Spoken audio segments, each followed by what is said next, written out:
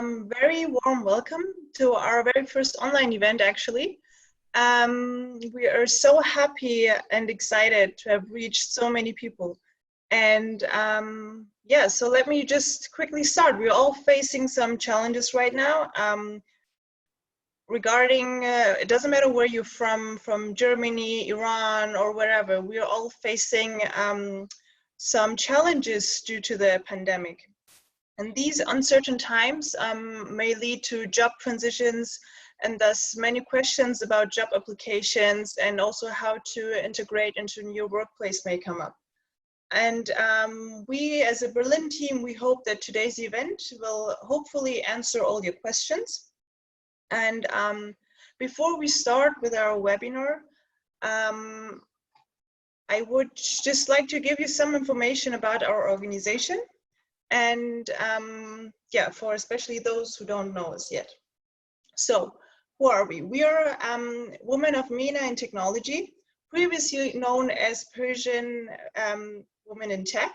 It's a non-profit organization which was established 5 years ago in Silicon Valley. So it's our 5th birthday this year. Our mission basically is to connect, mentor, and empower Persian, Middle Eastern, North African women in technology globally. What we do is advocating for more equity, more inclusion, and especially diverse representation in the technology space. We have already more than 20,000 members. And 90% of our community is technical, including engineers, technologists, founders, entrepreneurs, and investors. What to say more? So we are currently distributed in 17 global cities in the USA, Canada, and Europe, in which we, among other things, hold monthly events hosted by tech companies. Women of MENA in Tech have a lot of programs to offer, actually. So if you're interested in utilizing our programs, just become a member of our organization. You can learn more about our membership program by visiting our website. One of my colleagues will send you the link to our website in the chat so you can have a look. To say more, this event is presented for you by the Berlin team. And let me check. Sorry, okay, great. So this event is presented by the Berlin team, and thus we are not city bound, which allows us to reach so many people this time. And for those who haven't seen us so far and only have met us in one of our offline events, just let me shortly introduce you.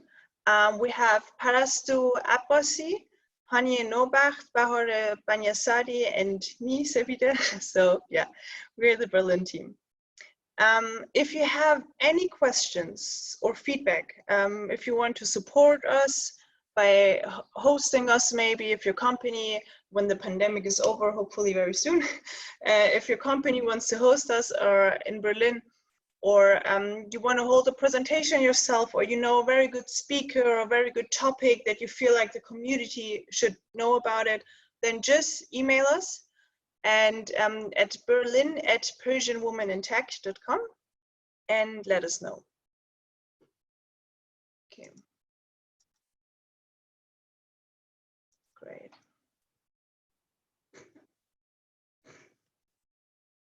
Next slide.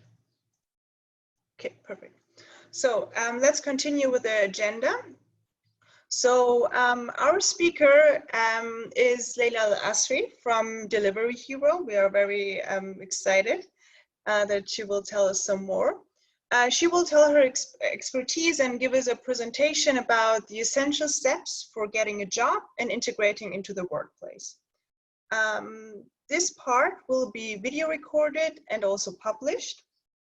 After that, she will answer your questions. And for that, there's the Q&A button. You should see it like below of your screen. I also marked it, and yeah, you can just click that and ask your questions, and in the end we will try to answer them. Since we are more than 100 people, we won't be able to answer all questions, but we will really give our best. And yeah, other than that, after the Q&A, the unofficial part will come, and this is the networking game. So for that, just grab your favorite drink, and then we will do some networking. And those of you who have other things to do, they can also leave to that point. But those who want to get to know the other people in the community, just stay in and yeah, be prepared for a networking game.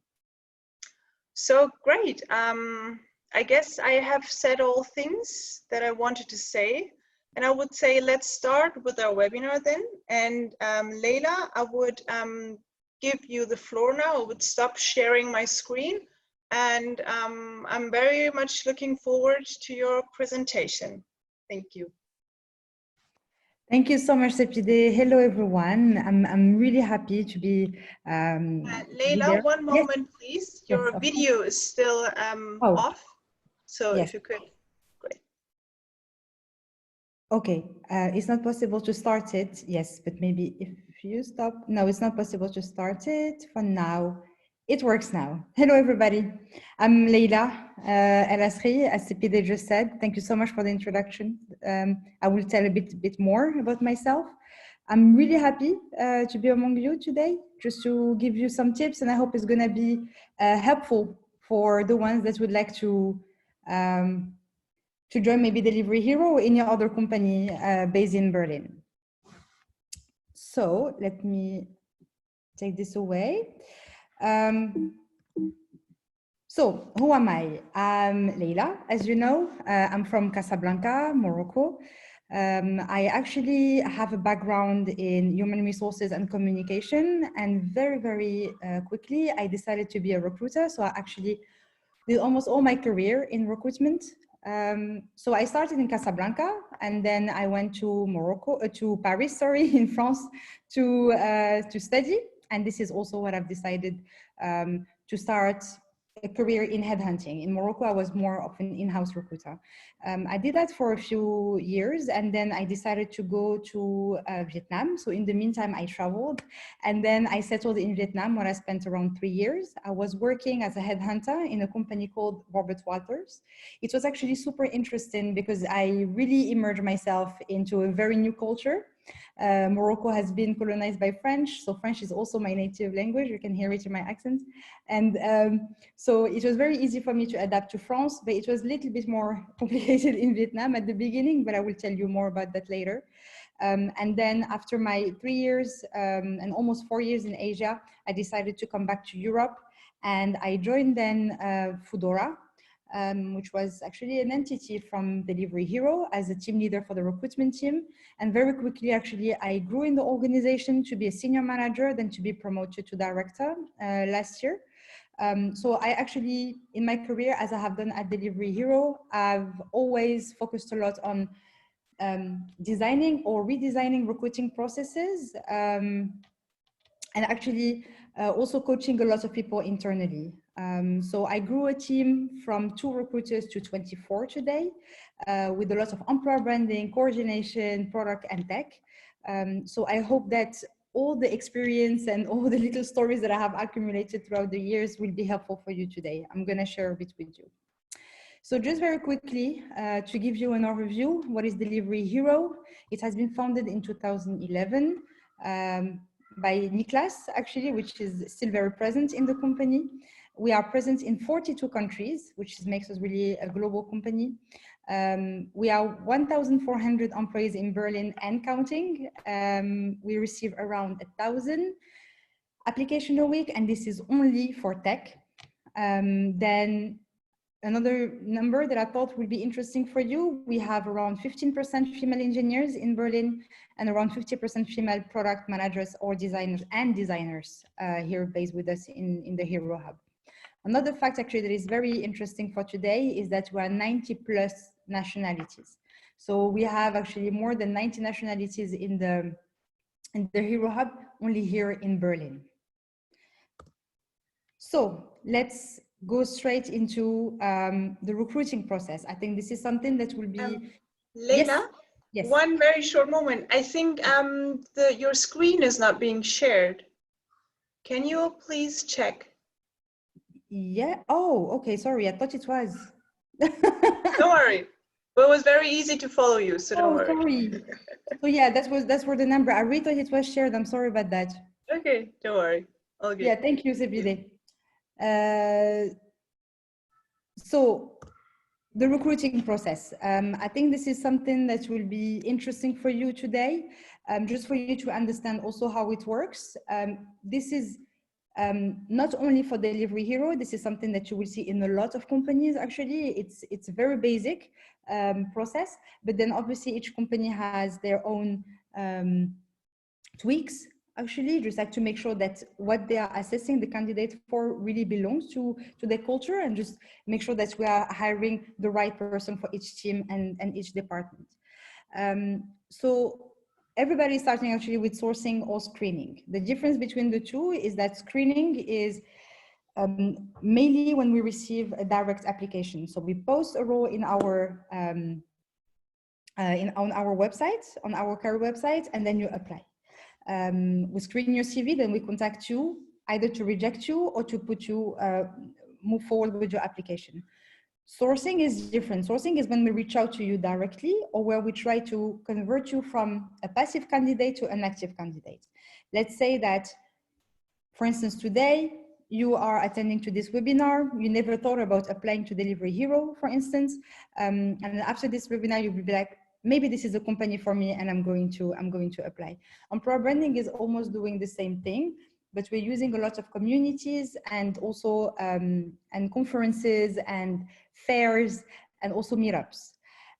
Then once we know you and you know us, and then you would like to work with us, or at least be in the application process, you have a first interview with a recruiter. Actually, this is the highest rejection rate. This is where we usually reject around 66% of candidates. So this is something that you need to learn how to succeed in, because it will determine a lot of the rest of the process. During this interview, we actually mainly assess the communication skills, the motivation. We're gonna get back to this a bit later, but it's also the perfect opportunity for you to ask questions, right?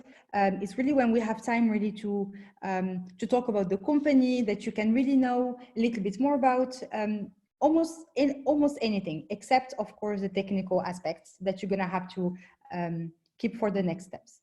After, you have the hiring manager interview. The hiring manager interview actually is the direct manager. So your the line manager is the person is going to manage you, help you grow within the organization. And actually after the recruiter interview, the hiring manager is really there to assess if it's somebody that can help you grow.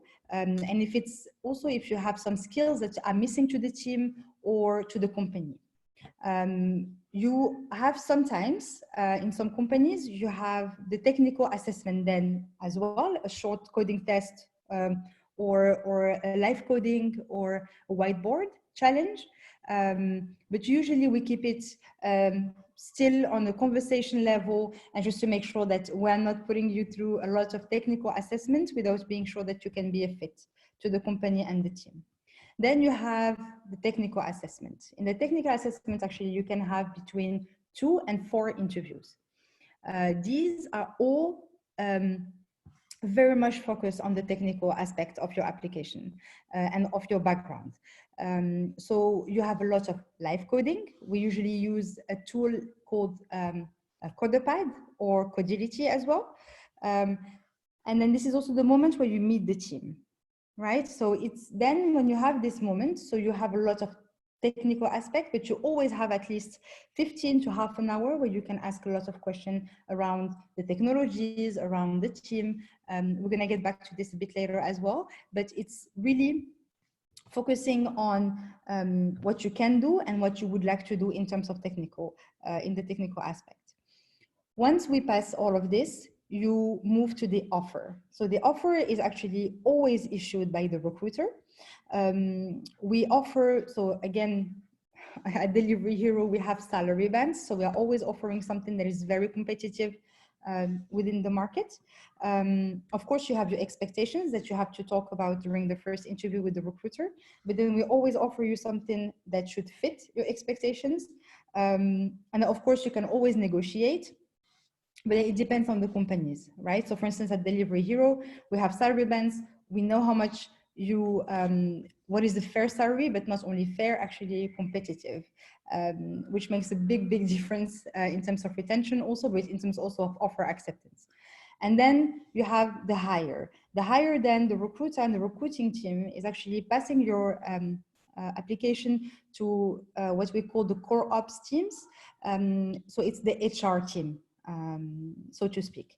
These are actually taking care of everything that has to do with the contract, with relocation, if you're not based in Berlin, and the onboarding. So to make sure that all your experience from the moment you left the arms of the recruiters, and then you are in good hands to be able to relocate or just join the company. This is a very, very important step, because without this, all what we have done before wouldn't actually be needed, right? So what do we expect as recruiters and also as hiring managers? Something that we don't talk about enough, it's connect on time. Make sure that you have a stable connection. Make sure that that you're just there when we expect you to be. Recruiters usually, and I hope, are all at least on time or 2-3 minutes late, because they have lots of interviews back to back. But they really expect that even if they're just a little bit late, that you are there. It shows a lot in terms of motivation, and it gives actually a very good feeling about you as a candidate.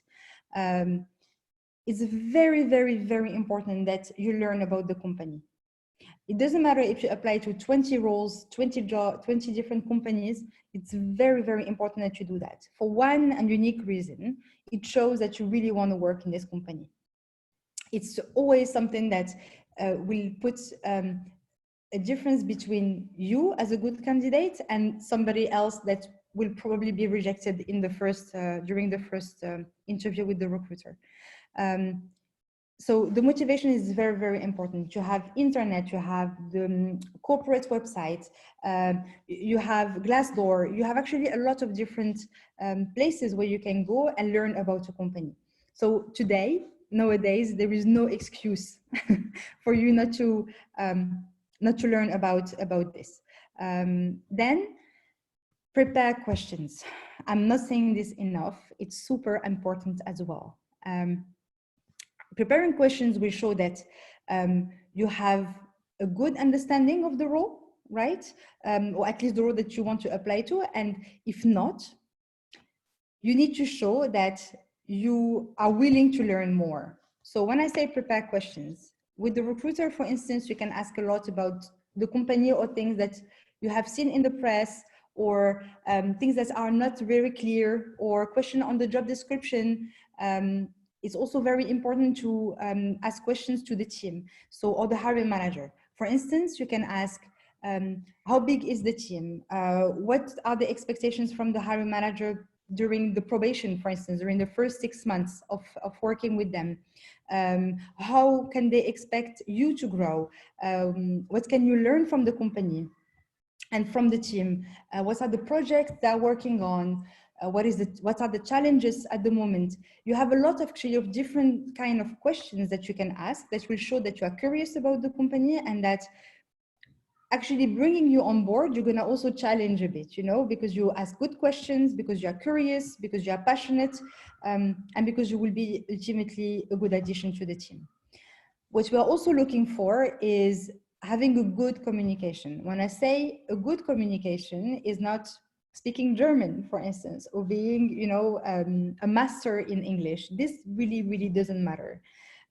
What matters is that we can understand what you're talking about, that you're willing to make an effort as well, and that you speak English.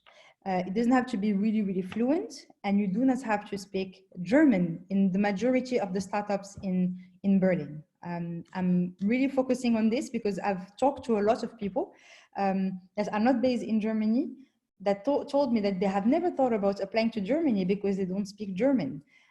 Actually, this is probably true for a lot of other parts of Germany, but not necessarily in Berlin. So keep this in mind as well. English is actually, for instance, at Delivery Hero, the only language we speak. I have never seen a German email passing around or a communication made in German. So even actually our CEO is Swedish. So it's really, it doesn't matter.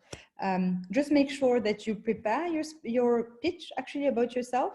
And at the end that you are just very authentic. It's super, really, I'm emphasizing on this. It's very important to be authentic because we're not looking to change you. We're looking to make sure that the person we are hiring is going to fit.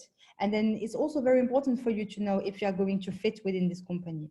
Don't forget that you spend more time working actually than spending time with your own family. It's very important that you feel safe and listened to in the company you are joining. So it brings us to the part of diversity, because we're also here for that. I was mentioning earlier that we were 90 plus nationalities at Delivery Hero here just in Berlin.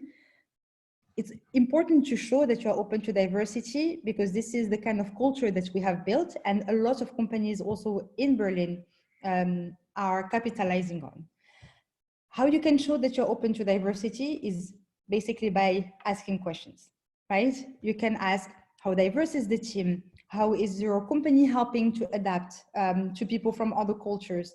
And even for you actually to show that you're open to diversity, you can either talk about what you have when you have worked with people coming from different backgrounds, right? It can be the nationality, the gender. If you have also worked in a tech team where you didn't actually only work with people from tech, just project managers or even other actually roles that can be impacted by tech. So it's important for you to talk about this because then we project you in the company, and it's important for you because you can also be yourself, right? And I think it's important that you feel respected where you are. And then the last point that I wanted to tell you about is be prepared to talk about the salary. The recruiter is going to ask you about this. You can say, I do not know because I've never lived in Berlin and I don't know what it is about. But now you have a lot of tools actually where you can ask before, where you have Glassdoor that has a very good tool for that. You have forums, you have a lot of people, I guess, that you also know that's relocated or that you can ask for on forums, or even actually the recruiter. You know, you can also say, I tried to look, I didn't really find something, either in salary is very important for you, or it's not. And then you can say, it's not really important. I know that you have salary bands and I want a competitive salary. Or it's very important for you, then you really need to get this information, because you can also actually get not get an offer at the end if the salary that you are asking is not really fitting with what we can offer you. And also you have spent a lot of time going through a process, and then at the end you are very disappointed because it's really not what you have expected. Then I wanted to talk about what we are looking for. It's very important because this is actually something that can also help you have a kind of red thread, you know, throughout your interviews. We want people that are smart. When I say smart, it's not that people that have a lot of degrees and so on. This is not what smart means. Smart means somebody that is looking to deliver solutions. Somebody that is not only focused on the problem, but also the solution. Somebody who will be also a team player. We put that also in the smart. Someone that will understand the environment where they are in and want to make the best of it. Somebody that also get things done, because it's very important that you are proactive, that you are dynamic, that when there is something that we can do, that you always aim higher, that you always try to do more. And then obviously the third part is to be passionate, because we're talking about new technologies, and it's too bad if you have to spend your life and your days in front of a laptop and not actually liking what you're doing. So the combination of the three actually is the perfect combo, because if we have somebody smart and doesn't like to get things done, we're not going really far. If we have people that want to do a lot of things and they don't really know how to do them and not really passionate about them, it's also another issue for a company. So this is something that you have to keep in mind. It's not about just preparing for hours and hours your interviews. It's mainly going, saying, I'm Leila, I learned some things, I know that I'm smart and I can get things done, and I'm just going to show it through also my passion. And this is why, and this is how I keep learning, and I can actually help your team, and I can also help the company growing bigger. So all of this obviously leads us to personal branding. I think it's a very big topic. We talk a lot about it lately. I've seen a lot of, and not just lately, for a few years now, I see a lot of articles around that, and they say a lot and nothing. But at least in recruitment, this is how we see it. For us, it's the way, it's the how you promote yourself. So of course, today we have LinkedIn and GitHub. I'm talking about this because it's very important as engineers, or at least if you want to be in the tech industry, your LinkedIn has to be up to date. It's extremely important because this is also how we check your background. We also check a lot of things, actually, what you have liked. Sometimes you also have some endorsements that are interesting to see, and see who has endorsed you. It's not bad if you don't have any, right? But it's just like something more that we can look into in your profile. GitHub is also extremely interesting for us because we can also see. Sometimes, you know, it's actually on the positive side, because sometimes you are going through a recruiting process and you're doing great, and then you have one technical test where it's a live coding, it's a whiteboard challenge. It's very stressful, and then you're not successful, right? We see some things and we're like, actually, we thought that technically this person was a bit stronger. GitHub is actually a saver because we can go there and see your contributions. We see how you can also deliver a project, see what contributions you have made. Stack Overflow as well, actually, on the forums. But it's, if you have time and you can share some project that you have worked on, do it on GitHub and have some more contributions, because it's really now something that makes a difference among the tech community and applicants. Then you have the key learnings. I'm talking about key learnings and expectations. These are very, very important, because this is actually, we don't know you, right? We spend maybe half an hour, 40 minutes talking to you the first time with the recruiter, and then we spend maybe 1 hour to 2 hours per coding challenge, right? So it's very important that when we talk to you, that we can go to the core, who you are. Key learnings actually help us to understand what you have learned throughout your career, but it also means I failed doing this and I learned this from it. And what you learned actually is 1,000 times better than where you have failed.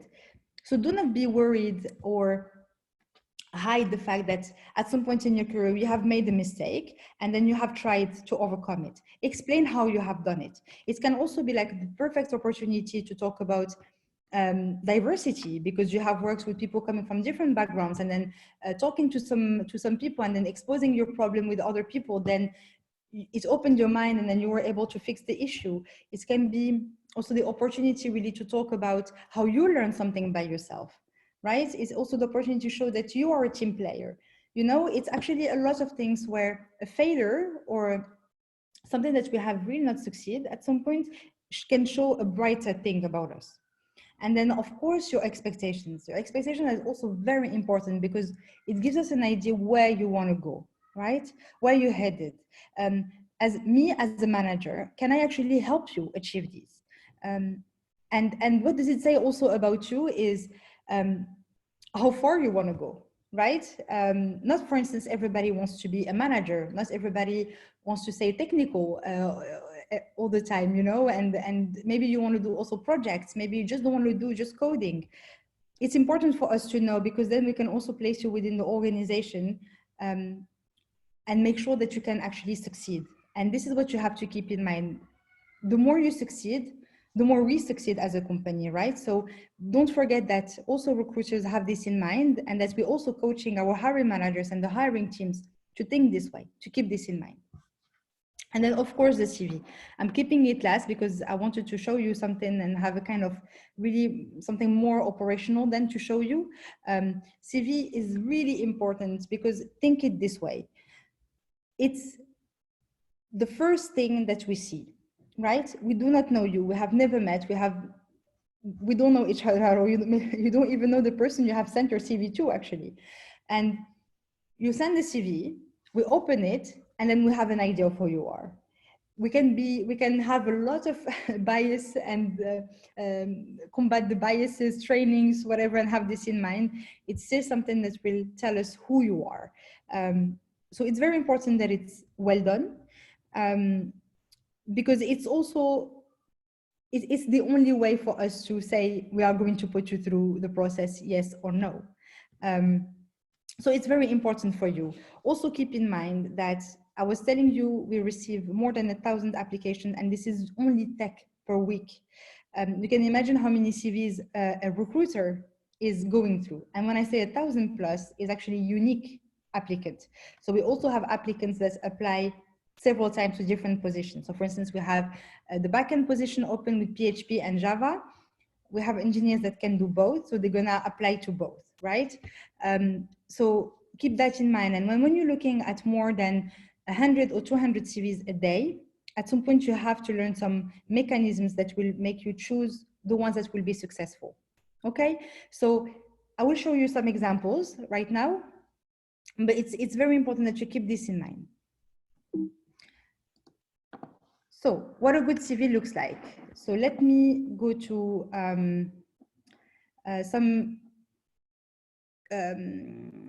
some of the examples that I have for you. So, for instance, we have one here. So it's anonymized, so you can't know who it is.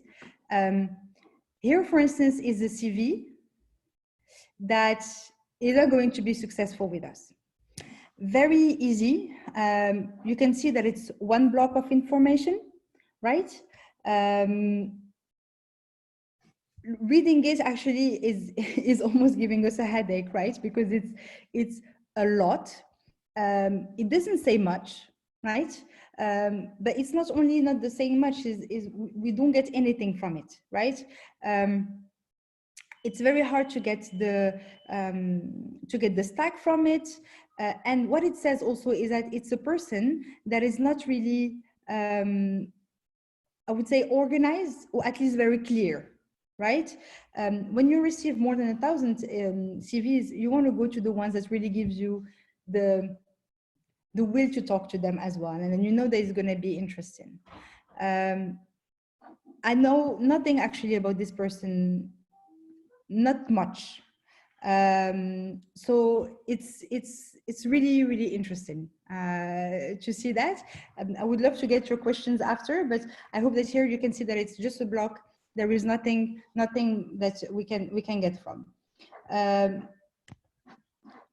I will show you then a CV that is actually quite good this time. So in here you have actually, it's clear, not a lot of text, right? As you can see, here we have a presentation, what they're seeking for. So it's already clear for us what are the expectations of this person. Then we have also the fact that the skills and the stack is here. So we see straight away what is this person is doing. Here, not a lot of text, but then at some point, we don't need a lot of explanation on the project and so on. We just need to know something that is actually important for for the application process. For instance, as an engineer, it's extremely important to know that you are test driven. So it's very good that I have it here. I don't need more. Here they explain a little bit more, but they explain more actually the complexity of the project, which is actually very good. And then here I have the award. I know that this person actually was awarded for the great work or the teamwork, but at least they say something about who they are.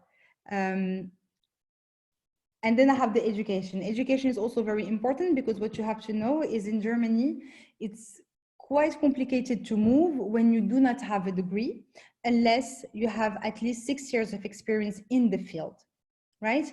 And then if we decide to hire you, the hiring manager has to make a letter with the recruiter to say why we have chosen to go with you rather than another candidate, okay?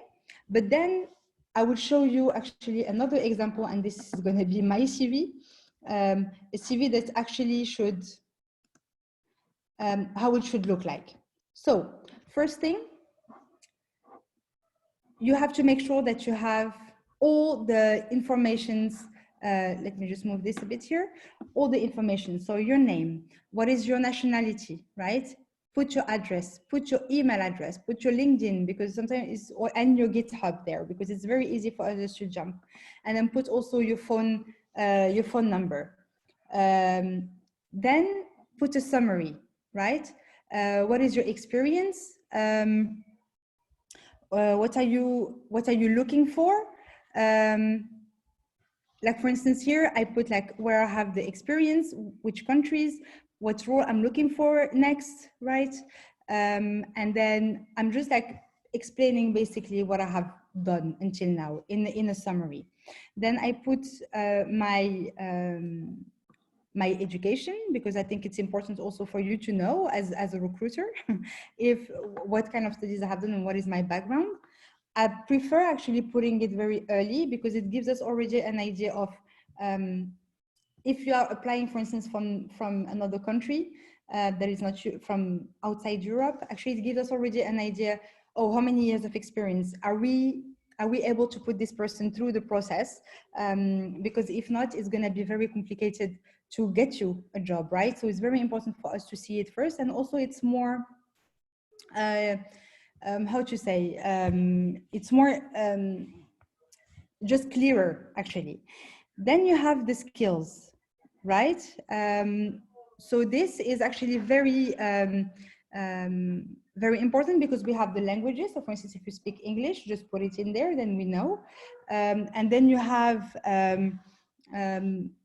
the work history. What is important is that you put, it's always good to have this kind of organization. So you put the name of the company, the industry, okay? And then the position, the city, and then the date. When you started and until, I mean, I'm still working there, but for instance, I've been promoted. So I put here the first position, and then here I put the date until when. And it's very important because then it gives us also a timeline. Then another thing you should see is here, I'm actually, it's another opportunity, but another job that I had, but this is actually very interesting for you to see because it's actually the same. I'm putting here, I was doing recruitment, I was doing project management. So I'm putting them both because it's important that I structure my CV. Then if you want to know exactly what I have done in recruitment, you can always come here, you know, and then you see exactly what I have done. If you're more interested in the project management, I will spend more time reading in there. And then there is another thing that is super, super important, is the achievements. Okay? It's not something that we see a lot on CVs, but I can really tell you that it's really a game changer because it helps us to project you in the job, right? It helps you to come and show us that what you have succeeded. So for instance, here when I was at E.ON, it was one of my achievements was to have 120 recruiting processes per month. It's something that actually shows a lot of volume, and it shows that I can really adapt to very, very high volume. So even when I'm going to work in a company like Delivery Hero, when we had to hire up to 1,000 engineers per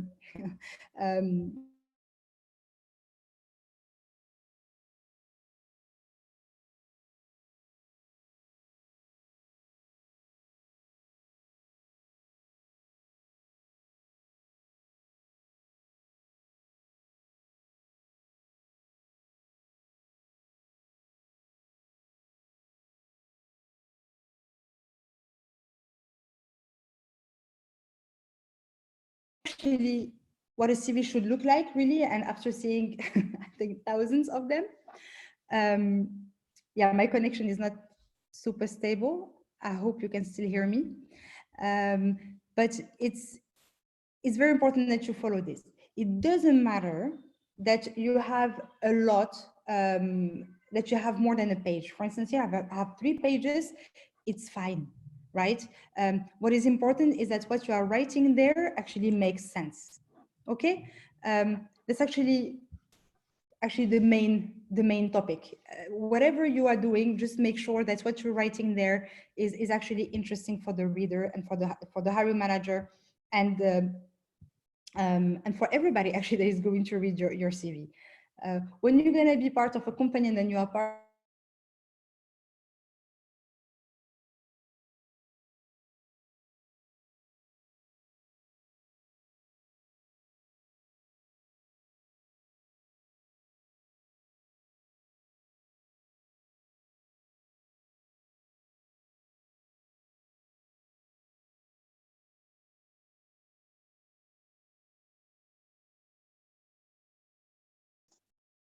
Okay, sorry for this. You see, being in Germany doesn't spare you from bad internet connections. One more second, please.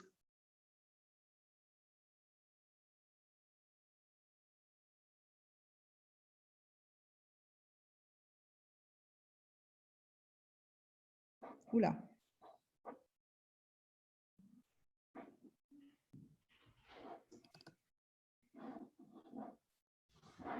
Can you still hear me? Maybe Sepide, you can tell me? Yes, I can hear you and I can see your screen. Okay. I don't know where you got disconnected. Sorry about that. So quickly, I'm almost done with that. It's very important that you know in which company you want to work for. I remember when I was in Vietnam, I knew that going into 100% Vietnamese company wouldn't be very suitable for me because everybody would be speaking Vietnamese first, and I knew that it was too much of a jump for me to be in a Vietnamese company. So I choose to work for a British one. Where actually I could be also immersed in the Vietnamese culture because I will have obviously Vietnamese colleagues. It really depends on you, and it's very important that you ask yourself this question because, as I was mentioning before, you're gonna have to ask these questions at the beginning. You're gonna have to ask about the culture of the company, how they help you to adapt, how they make sure that you are being respected as being somebody not necessarily German or European. So how does it work really? And it's very important that you ask these kind of questions. I wanted to give you a bit of an overview how it can work in companies based in Berlin. Delivery Hero is very careful about these topics because we really believe that you should be authentic, and when you work somewhere you should be yourself. You shouldn't spend your time hiding who you are, hiding your faith, or hiding the things that are making you from your culture, so, or even your gender. So for instance, we have the kids room and the maternity parental leave. We offer exactly the same thing to moms or to dads. So if you have a baby, even as a dad, you have the same right as a mom, actually, in terms of leave, in terms of benefits, and so on. We have a kids room because we think that also when you're a single parent or just a parent, you also have the right to bring your kid at work if they're a bit sick, if you want to spend time with them. And you shouldn't really be able to choose between the two, because if being a parent is really something that you want also to do during the day, you should be able to do it. We also have the flexi time. So for instance, in times like Ramadan, for instance, we completely understand that you are not as sharp as any other non-fasting colleague by 5 p.m., right? So we also have the flexi time where you can leave a bit earlier, because it's important that you also feel okay during your day.